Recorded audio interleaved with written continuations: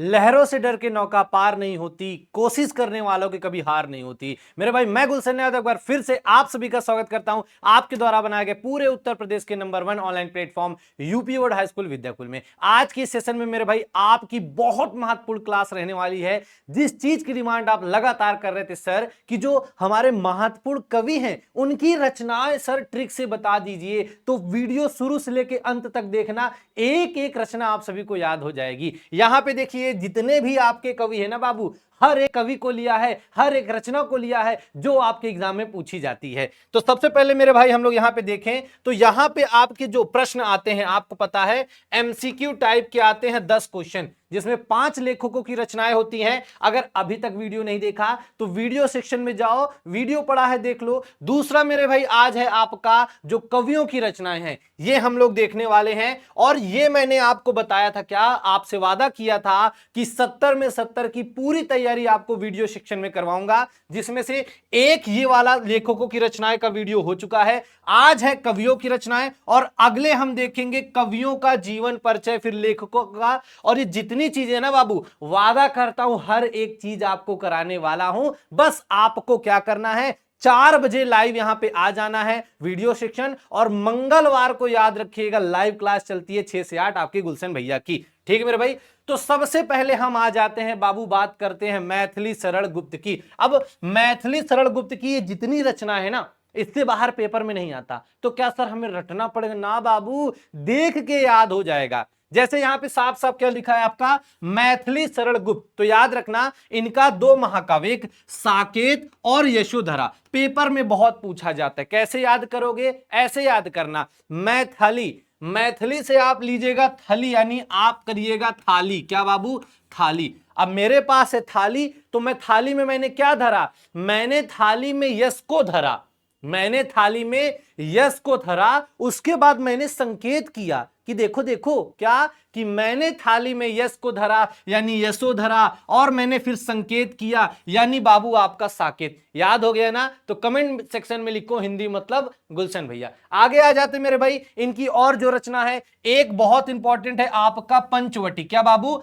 पंचवटी आपसे पेपर में पूछता है, तो आप ऐसे बोलिएगा कि मैं थाली लेके कहां गई? पंचवट में गई, यानी पंचवटी में गई। इसके बाद मेरे भाई इनकी जो सबसे इंपॉर्टेंट रचना है ये 3 हैं, और यही 3 पेपर में पूछता है, बाकी सब हैं लेकिन उतना कुछ खास नहीं है। अगला मेरे भाई आपकी जो सबसे इंपॉर्टेंट आ जाते हैं जयशंकर प्रसाद। ये तो समझ लो एग्जाम की जान है, यहां से प्रश्न 100% आता है, लेकिन आपको टेंशन नहीं लेने का, सारी रचना याद होगी। कैसे? सबसे पहले मेरे भाई याद रखना जयशंकर प्रसाद शुक्ल युग या छायावादी के लेखक है। दूसरा, इनके नाटक हैं पेपर में जो डायरेक्ट पूछे जाते। कौन कौन से? एक है अजातशत्रु, ध्रुव स्वामिनी और चंद्रगुप्त और स्कंदगुप्त। कैसे याद करोगे? जैसे यहां पे लिखा है शत्रु, तो याद ऐसे समझना कि आपका कोई शत्रु है, आपसे लड़ाई होती है तो आपको बुलाता है, ए हिया तनिके बताता हूं, तो आप पहुंच जाते हो टूनो करके। जैसे पहुंचते हो फिर उसका फोन आता है, ए हिया नहीं हुआ आओ।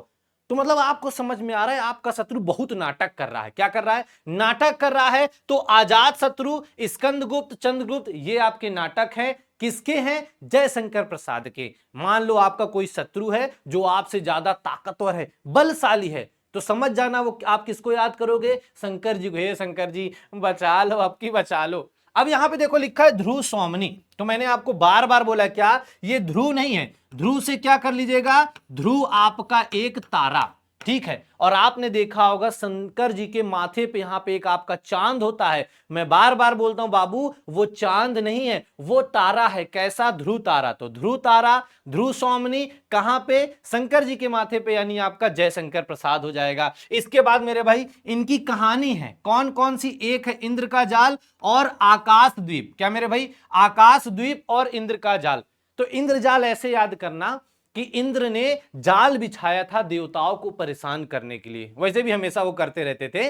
तो उसको कौन, उस जाल को कौन खत्म करेगा? शंकर जी खत्म करेंगे। तो इंद्र का जाल आपका कहानी संग्रह किसकी है? जयशंकर प्रसाद। अब इसके बाद यहां पे काव्य है बहुत बार, मतलब ये तो भाई पेपर में ना जाने कितनी बार पूछा गया है। यहां लिखा है कामायनी, तो कामायनी से ऐसे याद करना कि काम आएगा। क्या बाबू? कि काम आएगा। क्या काम आएगा, कौन काम आएगा, शंकर जी काम आएंगे। कोई भी समस्या हो शंकर जी काम आएंगे।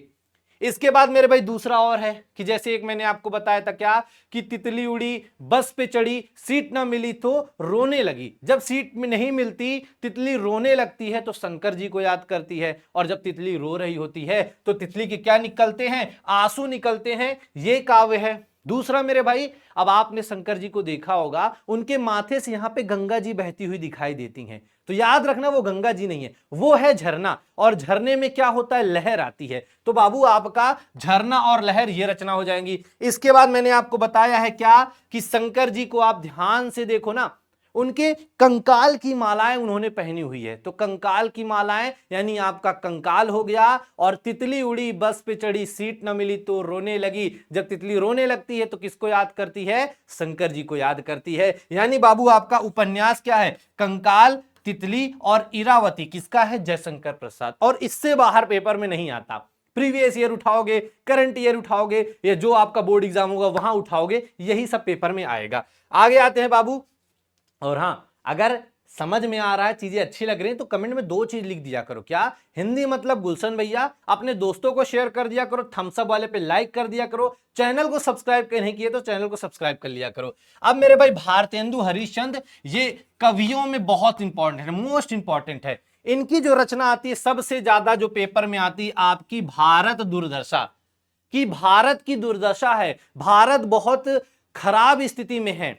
तो कौन नहीं देख पाएगा, कौन नहीं देख पाएगा, भारतेंदु हरिश्चंद्र इसको नहीं देख पाएंगे। इसके बाद मेरे भाई आपकी जो इनकी दूसरी अगर कोई रचना आप देखोगे तो फिलहाल यही सबसे ज्यादा पेपर में आता है। और इसके बाद और जितनी रचनाएं हैं वो थोड़ा सा डिम डिम टाइप की हैं, ठीक है। बाकी एक नाटक है अंधेर नगरी। क्या, अंधेर नगरी पूछता है तो देखो अंधेर नगरी है तो ऐसे समझ लेना कि कहां पे अंधेर नगरी नहीं है। जैसे हमारा प्यारा भारत है, यहां पे सब कुछ उजाला है, कुछ अंधेरे में नहीं है। तो अंधेर नगरी कहां नहीं है, भारत में। भारत से क्या हो जाएगा आपका भारतेंदु हरिश्चंद्र। और भी इनकी रचनाएं हैं, अगर आपको लगता है तो पढ़ लीजिए, बाकी पेपर में यहां से नहीं आता। खाली हम क्या देख रहे हैं, जितने महत्वपूर्ण है सारी चीजें, ठीक है। अब बाबू आ जाती है सूर्यकांत त्रिपाठी निराला।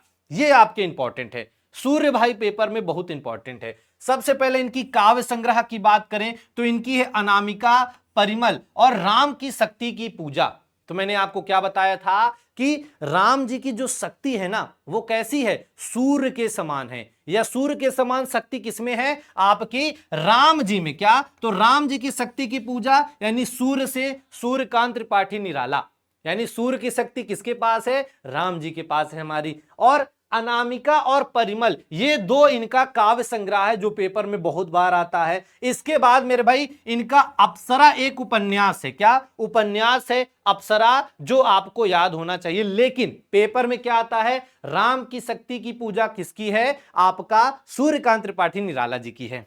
अगला आ जाते हैं मेरे भाई हरिवंश राय बच्चन। बाबू ये मोस्ट मोस्ट मोस्ट इंपॉर्टेंट है। इनके आत्मकथा पेपर में आते हैं, बार बार बार बार बार बार। रचनाएं हैं लेकिन सबसे ज्यादा आत्मकथा पूछी जाती है, ठीक है। जैसे इनकी अगर रचनाएं की बात करें, मधुशाला, निशा निमंत्रण, मधुबाला, मधु कलश। लेकिन जो इनका आत्मकथा है ना वो हर बार पूछा जाता है। इस बार भी पूछा गया था, अगली बार भी पूछा जाएगा। कौन कौन से आत्मकथा है, क्या भूलूं क्या याद करूं, नीड़ का निर्माण फिर, बसेरे से दूर और 10 द्वार से सोमपान। ये 4 खंडों में है और इस चारों खंडों का नाम आपको याद होना चाहिए। इस बार जो पेपर हुआ था उसमें दे दिया था, बोला था निम्न में से कौन कौन आपका हरिवंश राय बच्चन की आत्मकथा है। लो बाबू, 2 तो सबको याद होता है कि नीड़ का निर्माण फिर, क्या भूलूं क्या याद करूं। लेकिन उसके बाद बसेरे से दूर और 10 द्वार से सोपान तक, ये दोनों भी याद रखिएगा। 10 द्वार से सोपान तक, बसेरे से दूर किसका है आत्मकथा, हरि भाई का, हरिवंश राय बच्चन का। आगे आ जाते हैं बाबू नागा अर्जुन। नागा अर्जुन की एक रचना बहुत बार पेपर में आती है और याद रखिएगा ये वही कवि हैं जो आपकी कक्षा 9 की किताबों में आते हैं और ये वही कवि हैं जो आपकी कक्षा 10 की किताबों के हैं। क्योंकि हिंदी साहित्य के इतिहास में जो 5-5 नंबर आता है, 3 नंबर आपकी किताबों के कवियों और लेखकों से पूछता है, तो वही इसलिए मैं किताबों के ही लेखक लिया हूं, ठीक है। इनकी जो सबसे इंपॉर्टेंट काव्य क्या है मेरे भाई, एक है युगधारा और दूसरा जो पेपर में हर बार आता है प्यासी पतराई आंखें।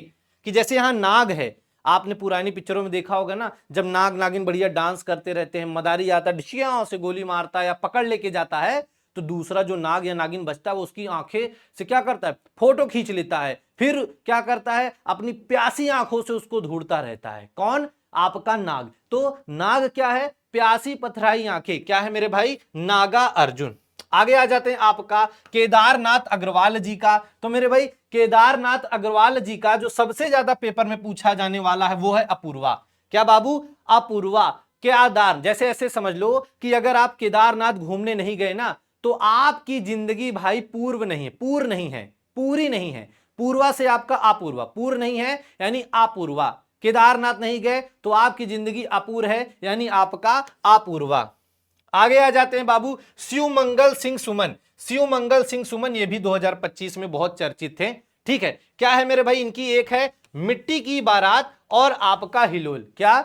जैसे यहां पे लिखा है मंगल। अब जैसे मंगल यानी कोई भी जब हम कार्य करते हैं, जैसे बारात होती है तो बारात में मंगलकार शुरुआत में पूजा उजा होती है, तो उससे जोड़ लेना कि मिट्टी की बारात क्या है, शिवमंगल, और इसके बाद है हिल्लोल, ये किसकी रचना है, शिवमंगल सिंह सुमन की। आगे आ जाते हैं मेरे भाई, फिर से आ गए सबसे इंपॉर्टेंट सबसे जरूरी आपका महादेवी वर्मा। महादेवी वर्मा याद रखिएगा, इन पे प्रश्न कई आते हैं, लेकिन सबसे इंपॉर्टेंट प्रश्न आता है क्या, ये बहुत बड़ी आपकी रेखा चित्र के लिए प्रसिद्ध है।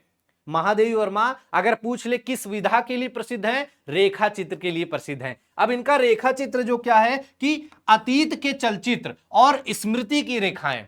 तो आप ऐसे याद करिएगा, अतीत की चलचित्र यानी हमारा जो अतीत है उसमें कौन झांक सकता है, जो महादेवी होगी वो झांक सकता है। तो महादेवी वर्मा अतीत के चलचित्र, और महादेवी वर्मा याद रखिएगा छायावादी युग की कवित्री हैं। क्या है? छायावादी युग की कवित्री हैं। और इसकी समय सीमा क्या है, छायावाद की समय सीमा क्या है, कमेंट करके बताना।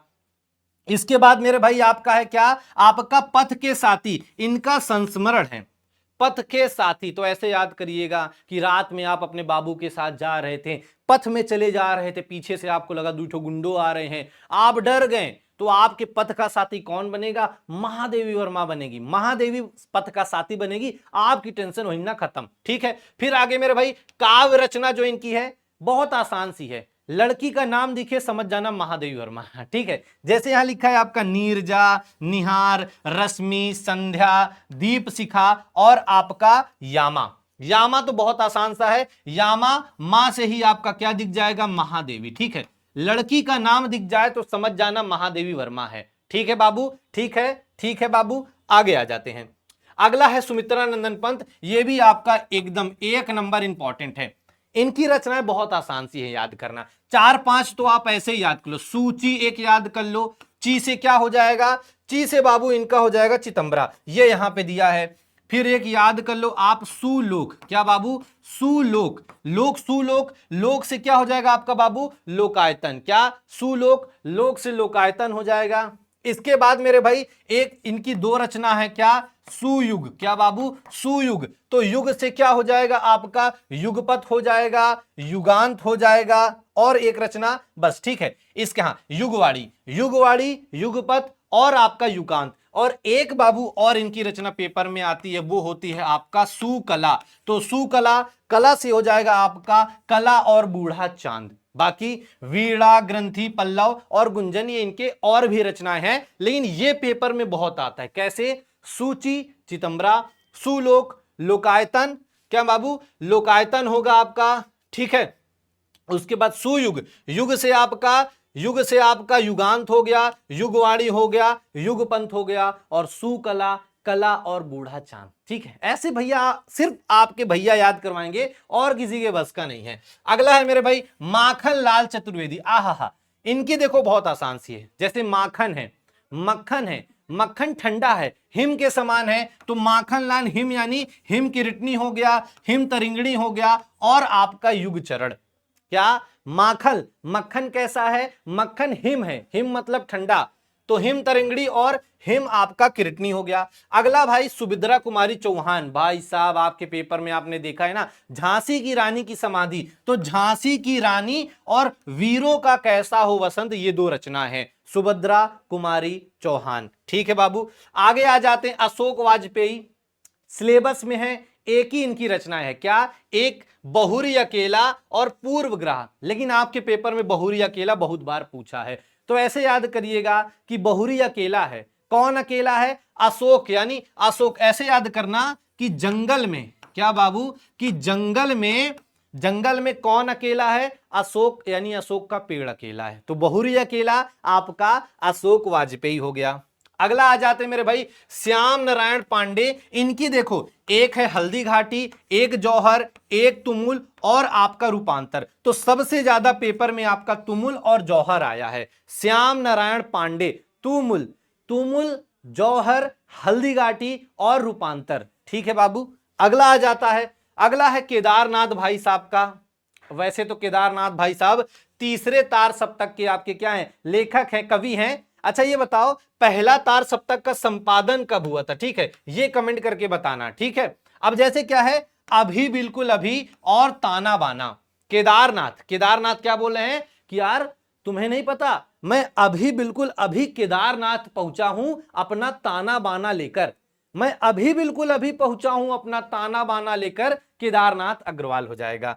आगे बाबू आ जाता है, अब देखो, अब आपके जो प्रश्न हैं, जो आपके एग्जाम में प्रश्न आते हैं वो यहां पे मैं दिया हूं, इनको आपको कमेंट करके बताना है। ठीक है, और ये सारे प्रश्न आपको पढ़ाए हुए हैं और सारे प्रश्न एग्जाम में याद रखना 10+ बार आए हुए हैं बाबू, चीटिंग मत करना, कमेंट जरूर करना हर एक प्रश्न का, आप लोग करते नहीं हो। ठीक है, अगली वीडियो से जो पिछली वीडियो में बच्चों ने कमेंट किया था उनका मैं स्क्रीनशॉट लेके दिखाऊंगा कि कौन सीरियस है। ठीक है, तो पहला है बाबू ध्रुव सौमनी के लेखक हैं धर्मवीर भारती, जयशंकर प्रसाद आपका अज्ञे या ईला चंद्र जोशी। अगला है बाबू आपका भारत दुर्दशा के रचयिता हैं भारतेंदु हरिश्चंद्र, महावीर प्रसाद द्विवेदी, यशपाल या जैनेन्द्र। हर एक प्रश्न का बाबू उत्तर देना। ठीक है, लिखा है प्यासी पथराई आंखें के रचयिता हैं नागार्जुन, महावीर प्रसाद द्विवेदी, यशपाल या आपका बाबू जैनेन्द्र। अगला प्रश्न है आपका कि जौहर के रचयिता हैं श्याम नारायण पांडे, डॉक्टर राजेंद्र प्रसाद, यशपाल या आपका जैनेन्द्र। और बाबू आज का आपका आखिरी प्रश्न कि बहुरी अकेला, और पांचों प्रश्न याद रखना, ये सब पेपर में आया है और इस बार एग्जाम में भी यही सब प्रश्न आने वाले हैं। ठीक है बाबू, अगला आ जाता है आपका, ये मैंने आपसे जो वादा किया था कि 70 में 70 आपको तैयारी करवाऊंगा, उसमें मेरे भाई हम यहां पे चल रहे हैं, क्या हमने संपूर्ण हिंदी का मैंने वादा किया है और ये पूरी सीरीज चलेगी, चैनल पे प्लेलिस्ट बनी है। आपको लेखकों की रचनाएं ट्रिक से याद करवाने का वादा था, हो गया, कवियों की रचनाएं ट्रिक से याद करवाने का था, वो हो गया, ये दो आपका इधर हो गया है। इसके बाद अगली क्लास जो होगी वो आपकी रस छंद अलंकार, वो भी ट्रिक से, और मात्र 10 मिनट के वीडियो में मैं खल्लास कर दूंगा। ठीक है, तो उसको देख लेना, एग्जाम में आने वाले उदाहरण, उसके अलावा कुछ नहीं आता है। इसके बाद मेरे भाई मैं आपको जीवन परिचय लेखकों का हो, कवियों का हो, महत्वपूर्ण पत्र हो, महत्वपूर्ण निबंध खंड का वो हो, संस्कृत खंड का अनुवाद, संस्कृत श्लोकों का अनुवाद, महत्वपूर्ण पद की व्याख्या, गद्य की व्याख्या, समास, उपसर्ग, वाक्य, शब्द रूप, धातु रूप, मतलब जो 70 में 70 नंबर पेपर हिंदी का आता है उसकी पूरी जिम्मेदारी आपके गुलशन भैया ने ली है। सिर्फ आपको दो चीज करना है, क्या, आपको देखो हर शनिवार को, ठीक है, हर शनिवार को शाम को 4 बजे आपका वीडियो सेक्शन अपलोड होता है, इनमें से जो कोई एक न एक रहेगा, और अगर मेरी लाइव क्लास में जुड़ना है तो वो आपकी बाबू मंगलवार को, ठीक है, हर मंगलवार को शाम 6 बजे से 8 बजे आपकी गुलशन भैया की क्लास रहती है। बाकी मेरे भाई वीडियो अच्छा लगा तो कम से कम 10 अपने दोस्तों को शेयर करना, चैनल पे पहली बार आया तो चैनल को सब्सक्राइब करना और थम्स अप वाले से लाइक करना। और मेरे भाई याद रखना, अगर हिंदी में कोई आपका बेड़ा पार लगा सकता है, हिंदी में अगर कोई आपको 70 में 70 दिला सकता है तो वो है आपके गुलशन भैया। बाकी प्यारे प्यारे कमेंट जरूर करना कि क्लास कैसी लगी और जितने भी प्रश्न मैंने पूछा इन सभी का उत्तर जरूर देना। बाकी मेरे भाई मिलते हैं अगले वीडियो में अगले शानदार क्लास के साथ, तब तक राधे राधे।